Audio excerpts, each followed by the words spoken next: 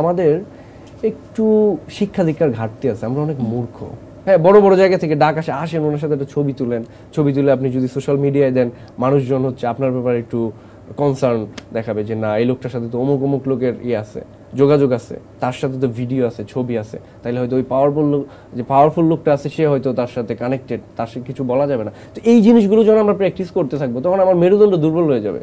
এখন সোশ্যাল মিডিয়াতে আপনি ভীষণ অ্যাক্টিভ, সোশ্যাল মিডিয়াতে সময় দিচ্ছেন এবং সেখানকার কন্টেন্ট নিয়ে কাজ করছেন। তো সোশ্যাল মিডিয়াতে এখন আপনার কি মনে হয় কোন পরিবর্তনটা আসলে এখন প্রয়োজন? আচ্ছা, এটা হয়তো ছোট মুখে বড় কথা হয়ে যায়। আমার মনে হয় আমাদের শুধুমাত্র সোশ্যাল মিডিয়া বলে কথা না, সোশ্যাল মিডিয়া মানে টোটাল সোসাইটিটাই, শুধু কন্টেন্ট ক্রিয়েটরদেরকে নিয়ে আমি কথা বলতেছি না, আমাদের একটু শিক্ষা দীক্ষার ঘাটতি আছে, আমরা অনেক মূর্খ, ইনক্লুডিং মি। আমরা অনেক মূর্খ, আমরা আসলে একটা কাজ করার পরে ভাবি হ্যাঁ যে আচ্ছা এটা করলাম কি ঠিক হইলো, এইটা ভাবি না যে এটা যে করাটা কি ঠিক হবে, এটা ভাবি না।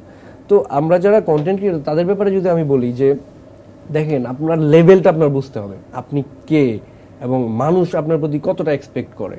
আপনি একজন এমপি, যিনি আসলে একটা আসনের এমপি, মানে 2টা উপজেলা মিলে একটা আসন হয়, সেই আসনের একজন এমপি, তার দায়িত্ব এতটুকু, হ্যাঁ হয়তো 3 লাখ 4 লাখ মানুষের দায়িত্ব, তাদের প্রতিনিধিত্ব করতেছে।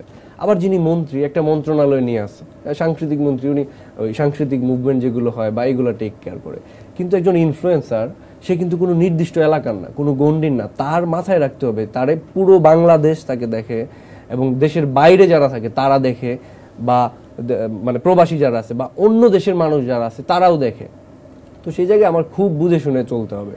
আমি যদি পলিটিক্স করি, আমি যদি একজন এমপি হই, তাইলে আমার কত কিছু মাথায় রাখতে হবে যে আমি কি রাস্তা দাঁড়ায় সিগারেটটা খাবো কিনা, হ্যাঁ আমি কি সোশ্যাল মিডিয়ায় গিয়ে একটা পোস্ট দিব কিনা, এটার কি মিনিং দাঁড়াবে, আমার যে পলিটিক্যাল পার্টি আছে সেটার উপর কোনো প্রভাব পড়বে কিনা, আমার ফিউচারের কেরিয়ার উপরে প্রভাব পড়বে কিনা। তো একটা এমপি, আমি কিন্তু একজন কন্টেন্ট ক্রিয়েটরে তার থেকে উপরে দিতেছি, তার দায়িত্বের জায়গাটা থেকে, পাওয়ারের কথা বলতেছি না, দায়িত্ব, যে পুরো পৃথিবীর একটা জনরা আপনারা দেখে। তো সেই জায়গা থেকে আপনার বুঝে শুনে কাজ করতে হবে। এবং আরও বিষয় হচ্ছে এই পেশাটা আমার কাছে মনে হয় যে এই জায়গায় কনফিডেন্ট থাকা খুব জরুরি, যে আমি অনেস্ট, আমি আমার কথা বলতে পারি। আপনি আমার বিগত দিনের হিস্ট্রি ঘাটেন, আমার জন্মের পর থেকে আপনি কোনোদিন খুঁজে পাবেন না যে অমুক জায়গায় গিয়ে একজন ব্যক্তির সাথে ছবি তুলে আমি নিজের ধন্য মনে করছি, বলছি আমার প্রাণপ্রিয় অভিভাবক। হ্যাঁ, এই জিনিসগুলো ফিউচার আপনার কনফিডেন্স কমায় দেবে, মেরুদণ্ড দুর্বল করে দিবে। হ্যাঁ, বড় বড় জায়গা থেকে ডাক আসে, আসেন ওনার সাথে একটা ছবি তুলেন, ছবি তুলে আপনি যদি সোশ্যাল মিডিয়ায় দেন, মানুষজন হচ্ছে আপনার ব্যাপারে একটু কনসার্ন দেখাবে যে না এই লোকটার সাথে তো অমুক অমুক লোকের আছে, যোগাযোগ আছে, তার সাথে তো ভিডিও আছে, ছবি আছে, তাইলে হয়তো ওই পাওয়ারফুল লোকটা আছে সে হয়তো তার সাথে কানেক্টেড, তার সাথে কিছু বলা যাবে না। তো এই জিনিসগুলো যখন আমরা প্র্যাকটিস করতে থাকবো তখন আমার মেরুদণ্ড দুর্বল হয়ে যাবে। আমি আমার জায়গায় কনফিডেন্ট, আমি গ্রামে থাকি, আমি যেখানেই থাকি, আমি আমার জায়গায় সৎ আছি।